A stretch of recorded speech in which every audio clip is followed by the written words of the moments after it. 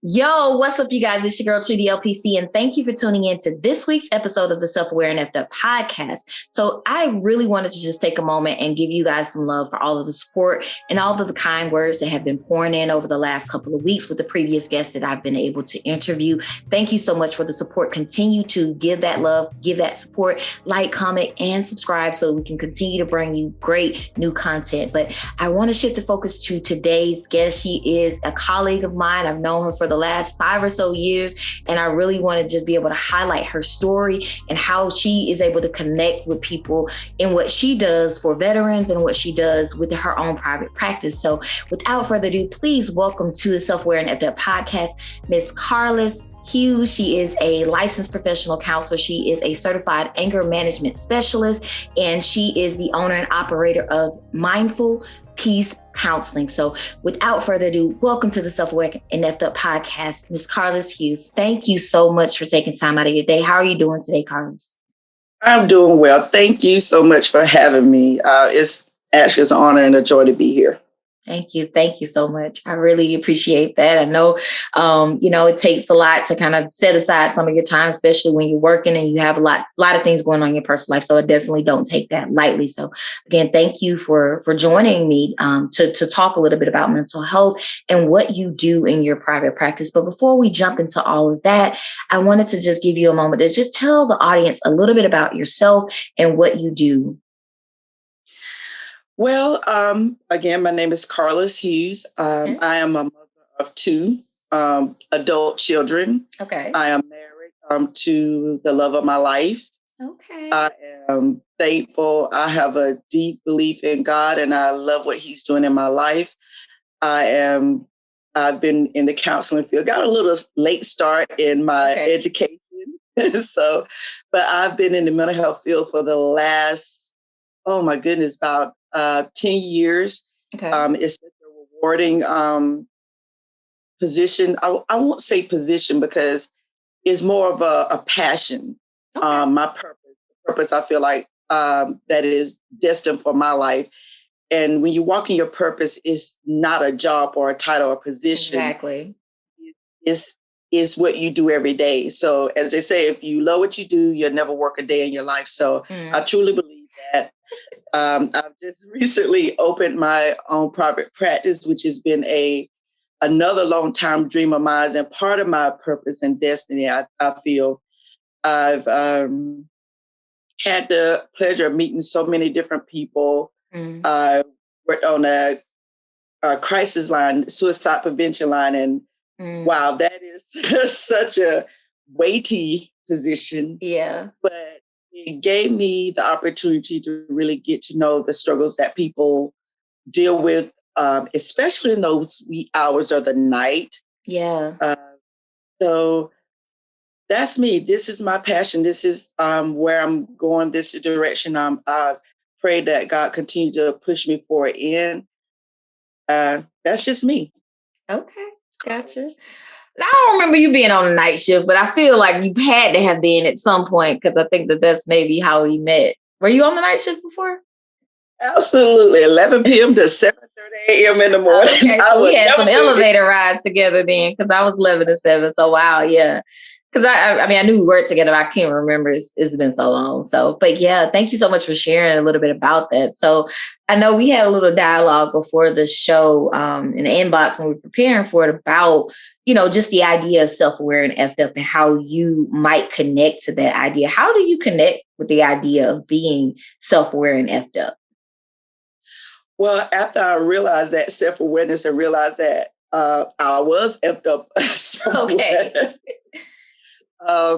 I connect to that because there was a time in my life where I always put others first. Me was never in the forefront. So everybody's thoughts, feelings, emotions, that all came first. I guess you could say that, in a past relationship, a previous relationship, I put myself so far in the background that when something was obviously done wrong, I took ownership of it. Wow. I completely took ownership for it. I apologized. And I'm thinking, why am I doing that? When I finally was able to have that self-awareness, I realized, why am I blaming myself? I think a lot of people call it flipping the script when someone, comes in, they do something wrong, and then you're the one that wind up taking the responsibility for someone else's actions or whatever. That was my whole life in this relationship. That was everything was about. And I didn't come in at 4 or 5 o'clock in the morning. Right. I didn't leave evidence of infidelity all over the place. And I was the one that was apologizing for it. And I think all of us, when we're dealing with, especially with infidelity, we tend to blame ourselves. What did I do wrong? Why am I not good enough? Why am I not enough in general? And thinking about that, I sat back and I guess it was just, my faith grew. It was strengthened. And then I felt like God showed me that you are who I made you to be. You are who I made you to be. This is not on you.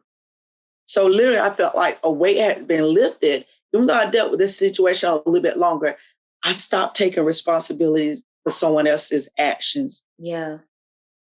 And to get to that point where you're apologizing for someone else doing something wrong to you. Yeah. And that's where the term comes in.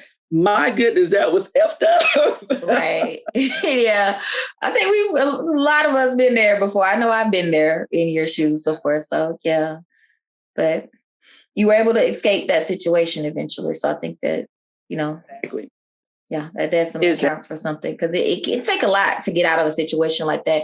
And I know you said flipping the script, it sounds like there was some emotional manipulation probably going on there, and some gaslighting and all of those things, when you're in a relationship with someone who is unfaithful and putting you in a situation like you're the person that's doing the wrong or doing the harm. So I'm really glad you were able to get out of that situation and be able to move forward in your journey towards peace and just wholeness in your life. So I think that that's pretty awesome. So thank you for sharing that self-aware and effed up experience, because I know it's not always easy to talk about things like that. So I'm curious to know, like you said, you got a late start in the mental health field.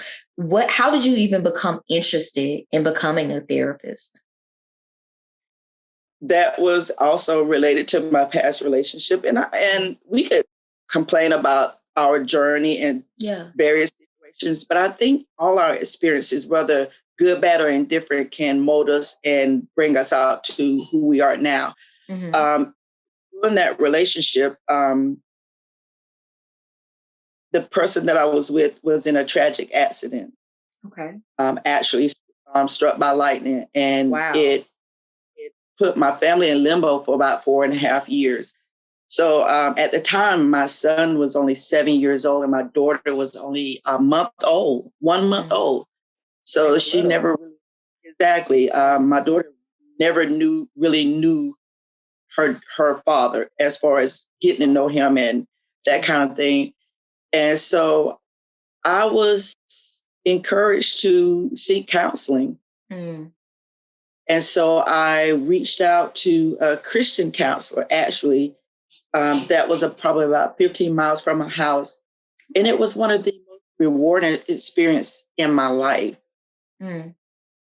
It wasn't because, I like just talking to people and I like just, being able to help people, but it made a mark. And I think everything in our lives is strategically placed for a reason. Exactly, yeah.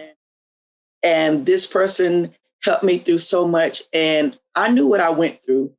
And I've always had a passion to help others. And it just fit. It just clicked.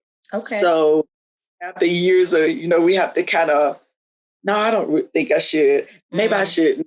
We go that back and forth and everything. And then I thought at the time I was too old to go back to college and finish up my degrees and everything. I was about 35 years old. So at the time. That's not that old. Just so I'm just throwing that out there. I thought it was because I had 2 kids and I had a household to run. And then I had to, still in that point, taking care of my husband, who was in a persistent vegetative state and required total care. So that I didn't think I would have the time. And again, like I said, I'm too old to go back to, school with these young people. Okay. But I prayed about it. I had the encouragement and the support of my mother and many good friends. And I did. I went back, and there was times, of course, I wanted to give up, but everything just clicked. So here I am. Yeah. Wow. I think that's a really amazing journey, that your pain was turned into your purpose. I think that really says a lot about your resiliency and your passion, as you spoke about a little bit earlier, because it's one of those things where we don't necessarily always know where we're going to end up, but we have to trust that the universe or God or, whatever our high power is going to lead us in that direction. Because I know I fell into counseling, definitely based on the things that I experienced as a child, like wanting to understand and help other kids that went through things like I went through as a child. And so it's so funny, because I feel like everyone that is in the counseling field, obviously we don't do it for the money, like we do it for the passion and the love of it. And so I think it's really cool that you were able to turn your essentially abusive past into something that is great and is able to help and inspire other people.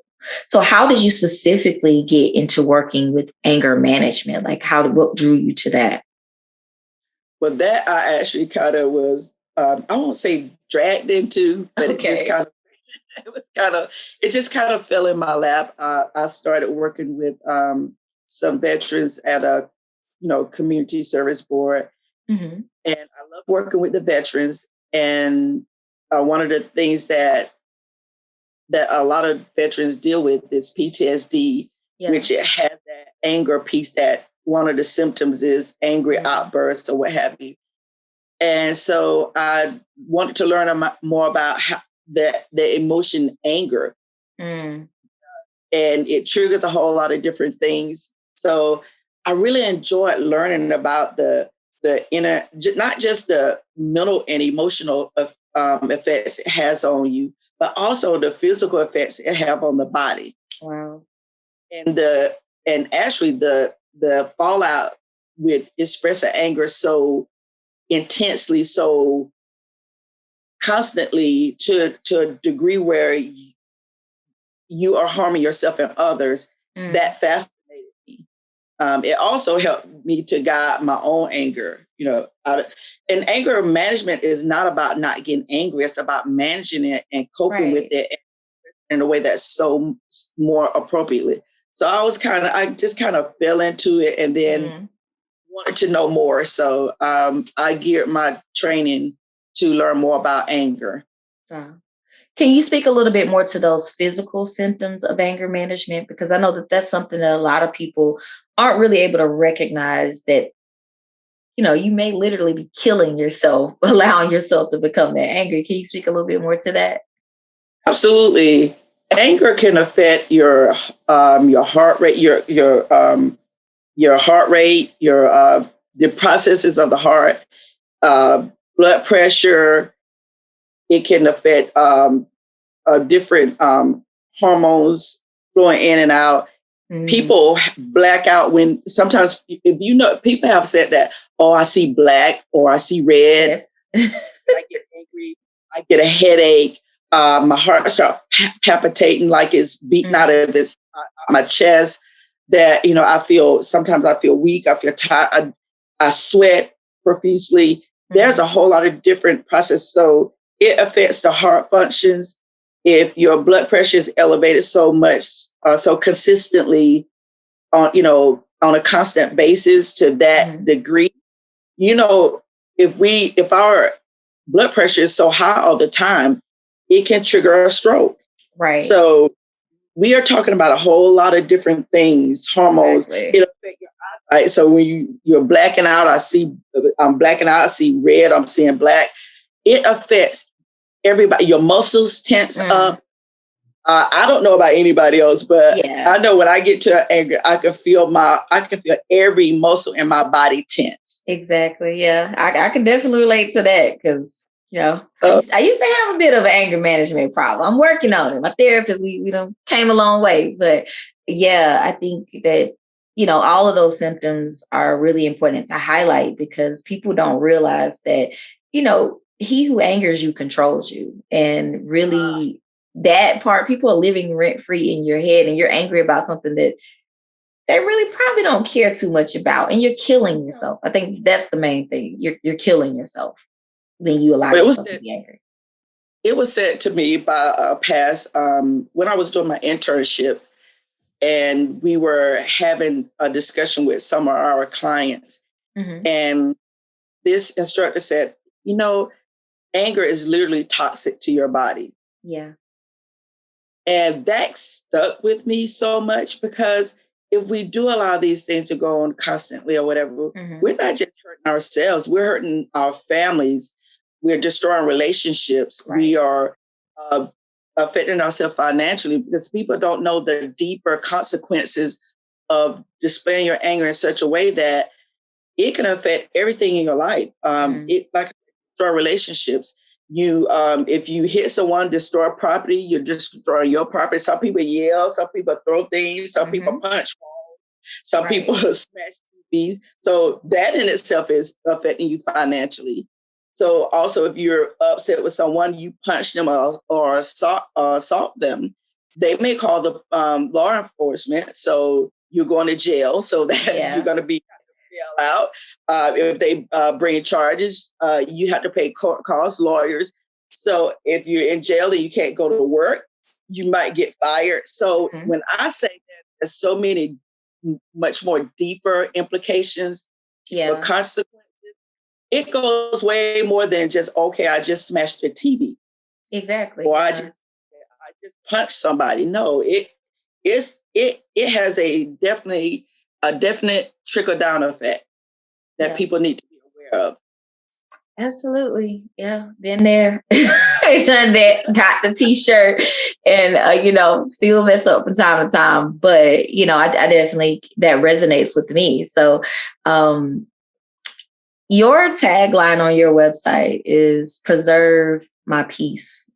And that resonates with me because back in 2020, right before the pandemic hit, I went on a vacation and talking with one of our colleagues at the Veterans Crisis Line, we were always talking about, I just got to preserve my peace. I just got to preserve my peace. So when I saw that, I was like, we have to talk a little bit about preserving the peace and what strategies people can do to preserve their peace. And I think that also ties back into the anger management because, again, you let people control you, you really are giving up your ability and your choice and your will for your own life. So what strategies do you have to help people preserve their peace?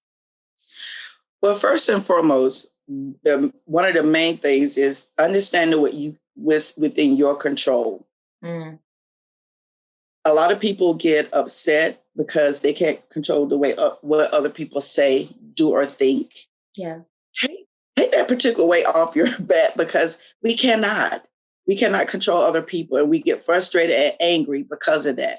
That again disturbs your peace. When you allow people, when you're not proactive and you're just reactive to situations, to people, to things. When I say that, I tell my clients to be proactive rather than reactive. Because a lot of the situations, a lot of people that they spend a lot of time around, family members, co-workers, church members, whatever the case may be, you've been around these people for a certain length of time. Yeah. So you know that they know your buttons. You may know their buttons. So they're going to try to press those buttons. Be proactive.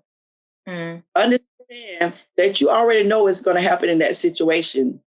If you allow that person to continue to press your buttons, take yourself out of the situation, diffuse it before it gets started. Yeah.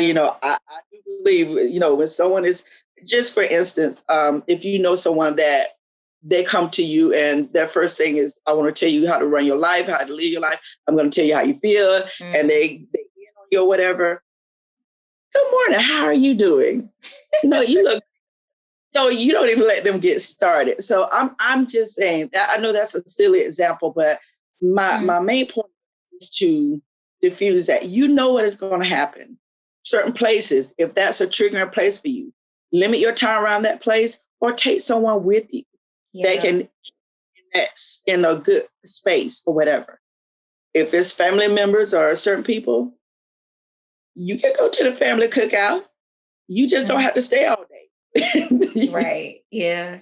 Okay, cookout start at 4 to 8. I'm going to 5 to 7. Set a time. Have a plan. The other thing is just knowing who you are. If you know who you are, then what other people have to say about you or what they think about you is basically white noise. Right. Yeah. Things when people say things about you, of course we're human, it hurts or whatever, but know thyself. Exactly. That's so important. That'll roll off your back. So just know who you are, be proactive rather than reactive, and understand that you cannot control what other people do, say, or think. I think those are my top 3 for not allowing people to disturb your peace. There's nothing like peace. When I tell you that is a wonderful, wonderful, priceless gift, I'm not giving my gift away. I hear you. I'm not giving mine away either. I'm here for all of that. And also use that block button if you need it because people don't I don't know, like I told you, anger management is something I struggle with. And I used to be very reactive, like extremely reactive. I got to have the last word. You're going to hear what I got to say. At this big age, I don't have time to be going back and forth with anyone about anything. I don't care if it's mom, dad, sister, brother, cousin. If you cannot respect my peace, you will not be in my life. And I did videos a while ago about the block button on social media and on your phone. It's okay to block people if they don't respect your boundaries because people will push you. They, like you said, Carlis, they know your triggers. They know what's going to get you going. And I'm real heavy on the block button. So I just want to throw that in there because I feel like sometimes people feel like you're being mean, but no, you're preserving your peace. And it's okay for you to do that because you got to take care of yourself. So absolutely. Absolutely. Yeah. So what do you wish more people knew about anger management or even just the counseling process in general? Like, what do you wish they knew? Well, first and foremost, especially anger. People look at anger as a bad thing. Anger is not necessarily bad. In fact, a multitude of emotions that we experience and feel are not bad. They're whether comfortable or uncomfortable. And we spend so much time judging those emotions that we don't allow ourselves to feel those emotions and then move on from them. Right. So anger and other emotions that we experience, they are natural. We're going to get angry. Like I said in the beginning, the goal of anger management is not to not get angry. Exactly. But it's to be able to manage and cope with it and expressing it to where it's appropriate and it's not harming you or other people. So that is one of the main points. As far as counseling, I could talk days about counseling. Like I said, it's my passion, my love, whatever. But to know when you have a good counselor and people think, well, I get a counselor, I got to stick with that person. If you don't have a rapport with that person and you feel that there's not a good trust and a good therapeutic relationship, then you have every right to address it and or find another therapist. Right. Yeah. You should know that therapy is not about telling you how to run your life or telling you how to live your life. A therapist's job is to help guide you to find those answers within. Yeah. We're not here to tell you what to do. We're still trying to manage our own lives. I know that's the truth now. Another important thing, I think what people don't understand about therapists is that they think we have all together, like our life is just like, it just falls in place. I think what make most therapists really good therapists is their own lived experiences. Exactly. Baby. So if there's anything, I won't say you can't help anybody or you can't be empathetic. However, you can draw upon your own lived experiences to really help that person, that client, discover some things in their lives. And I think that the goal should lie, you are the expert of you. Right. You are the expert of you. And I'm just there to help facilitate these different things, these different decisions, even to be a sounding board. I'm not sitting in judgment of you because I don't want anybody sitting in judgment of me. I have, like, as you said before, you have a therapist. I have my own therapist. So therapist needs therapy, but just understanding that person is not there to run your life. That person is not there to judge you. That person is there to help you, to help guide you, and to maybe to put in there some interventions that can help you come to terms with certain things and make some better decisions for your life. Right. Yeah. I thank you for breaking both of those down, because I feel like, with the anger piece, a lot of people get stuck in this idea of, oh, well, if I'm angry, I'm hurting the other person. And I'm like, you're hurting yourself. Like that's first and foremost. But definitely the misconceptions around counseling and what that process looks like, because I have had clients with, you're supposed to tell me what to do. No, I'm not supposed to tell you what to do. I'm supposed to help you figure that out. I don't have all the answers because my life is definitely in shambles 50% of the time. I'm going to give myself 50 now, because usually I would have said 95%, but 50% of the time I don't have it together. And so it just depends on the day of the week that you see me where I'm at. And, we are human and we need support as well, which is why I'm definitely glad to hear you say, yeah, you have a therapist, because a lot of therapists aren't tapping into that, and aren't realizing you can't carry and help all of these people without having someone that you can lean on. So definitely want to, thank you for highlighting that part, because it is so, so important for that. How can people connect with you if they want to be able to get your counseling services or be able to kind of connect and see what you're doing to help people? I can be reached on my website, and thank you so much for highlighting that, mindfulpeacecounselingservices.com. My email address is info@mindfulpeacecounseling.com. My phone number that I can be reached is 352-216-0992. And please make sure you leave a voicemail message. I will return your call in 24 hours at least. That's the hope. Okay. And also, a Facebook page, Mindful Peace Counseling LLC. Oh, actually, I think it's Mindful Peace Counseling Services LLC on Facebook. So just reach out to me. I would love to help guide you in this journey to becoming a better version of yourself, more emotionally healthier, to enjoy this thing we call peace, inner peace. When I tell you, having a sense of inner peace is such a priceless gift that I think everybody should have an experience. Yeah. I truly mean that, because that's something I practice myself. So let's take this journey together. Yeah. Awesome.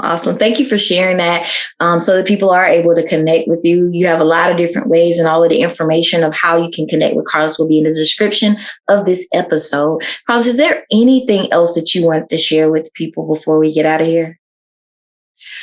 Well, I say live your life intentionally each and every day. Live your life to the fullest. Chase after your dreams. Reach your goals. Take care of yourself. Self-care is so important. I think it's so underrated, and people tend to brush it off that they have plenty of time to take care of themselves later. The time to take care of yourself is now. Yeah. So you guys heard her. Take care of yourselves right now. Don't wait another second. Don't wait another minute. Do it right now. And at all costs, preserve your peace. Thank you so much, Carlis. Thank you so much for your time, taking time out of your day to be able to share with people a lot of good stuff we talked about. And I definitely think it's going to be able to help so many people out there that may be struggling with anger management or maybe struggling with really just finding their peace. So I really appreciate and truly appreciate you taking time out of your day to speak with me. Thank you. Thank you for having me. I enjoyed it. Thank you. For everyone else listening, again, make sure you guys connect with Carlis. Make sure that you get all of her information from the description in this episode and connect with her if you need her services. For everyone else, make sure that you guys follow me, Tree the LPC, on all social media platforms under the handle Tree the LPC. You can also check out what I have going on at uniquedestiny.org. Again, make sure you guys connect, like, comment, and subscribe, and keep all of that information coming because we want to make sure that we continue to provide excellent content for you guys. Until next time, be safe, be well, and make sure that you take care of your mental health.